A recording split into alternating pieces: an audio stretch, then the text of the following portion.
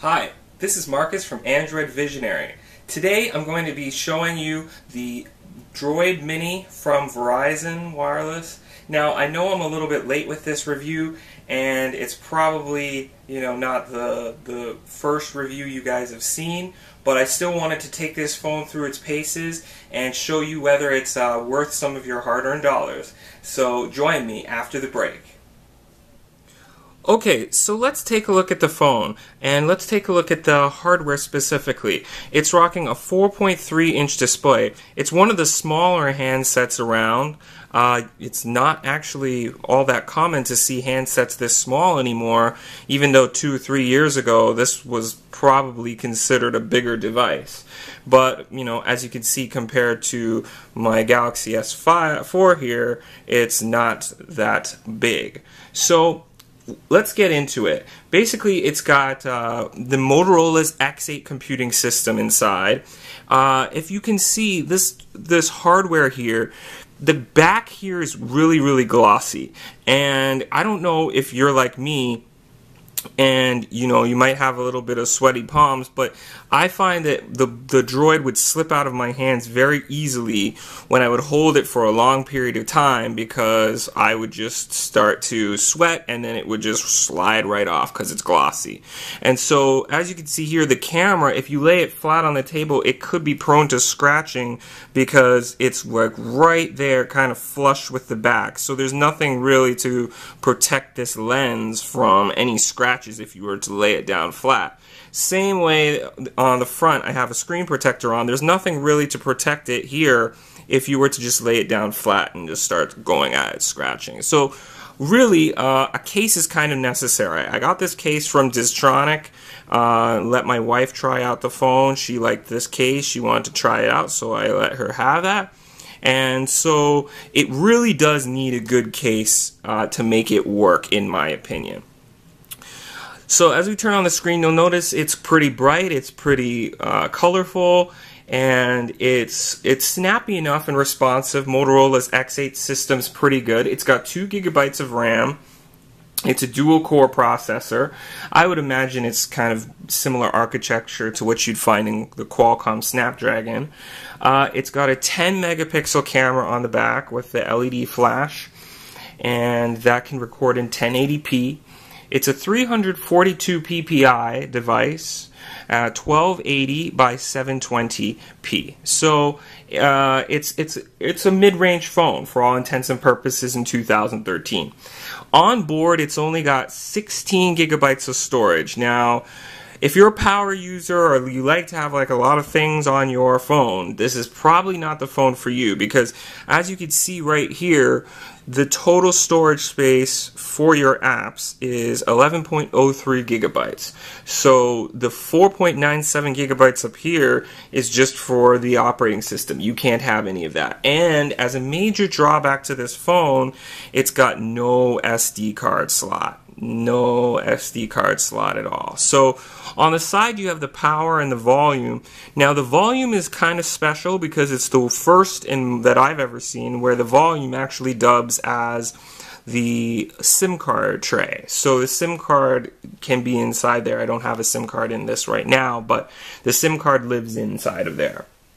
So outside of the United States, you can, and it actually uses a nano SIM, I forgot to mention that. Outside of the United States, this is only Verizon, but it actually has the world bands for Edge and for 3G with the 1900 and 2100 megahertz bands, and it even has LTE support for band 1700, which we all know is T-Mobile, but it won't work on that, so I digress.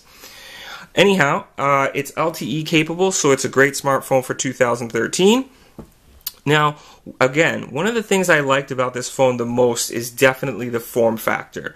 That is a real plus. To be able to get your finger across the screen and swipe and everything very easily is quite nice. And it's a change from a lot of the other phones that we see out there today.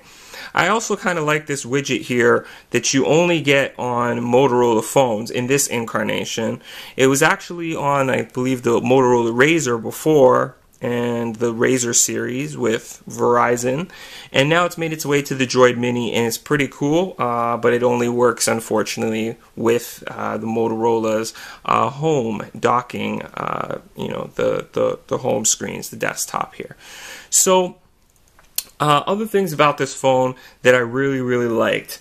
I really liked the active notifications. Now, the active notifications is not exactly the same as what you see on the Moto X, because the Moto X active notifications use AMOLED, whereas this is an LCD display, so you can't just illuminate like a couple of pixels and then leave the whole rest of the screen dark. And so what they did to compensate for that was they actually have an LED on this device. So there you can see it woke up, but there's actually an LED here as well. So the LED, the notification light, will actually work and start blinking, as well as it has the active notifications. So it kind of does both, which is really cool in my opinion. So it has active notifications, and it also has a notification LED. Very cool in my opinion. Otherwise, I don't have a SIM card in here, as I mentioned before. It's pretty snappy. It gets the job done. It's a good phone. The browser's pretty quick, and it's capable and whatnot. So I could definitely recommend it to anybody who wants a phone with a smaller form factor, doesn't want to sacrifice too much in the way of power or anything like that, and wants to make good calls and have their mobile life connected through Verizon. This is a great pickup. It's not going to run you too much. I believe on contract right now it's probably $99. It started at $99. I believe it will be even more than $99 or less than $99 now. So for the value, it is pretty good.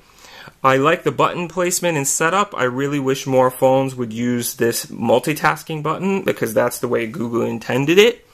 And it makes calls very well. It handles all sorts of tasks very well, and it's pretty snappy to boot. So all in all, it's a decent phone. It's not going to be your powerhouse. It's only running, I shouldn't say only, but it's running Jelly Bean. It's not on KitKat quite yet, but I have no doubt it'll be on KitKat pretty soon. But for now, it's on 4.2.2 as you see here. So that is pretty much that with the Motorola Droid Mini. And again, it's a pretty good phone. It's pretty solid, and if you wanted to get one on contract, or off of contract, you could probably find it for less than $300 if you look carefully. And it's built pretty well, aside from that glossy stuff I was talking about before. So what did you guys think of the review? Do you have any comments or questions? I'd love to hear your thoughts down below. Of course, this phone might not be for everybody, but the form factor is what's the biggest appeal about this phone. With a 4.3-inch screen, it's easy to hold in one hand, and it's not going to be like some of those bigger phones like the Galaxy S4 or even the Galaxy Note 3. It's not going to be like a phablet or anything like that. It has decent battery life and an okay camera, but if you're looking for a little bit more of a powerhouse, you might want to go with the Moto X. But if you have to stay in Motorola, then the Moto X is definitely the one to go for. But I enjoyed the time I had with the Droid Mini, so if you can, just let me know what you think about the phone. Thanks again, and this is Android Visionary. Take care, guys.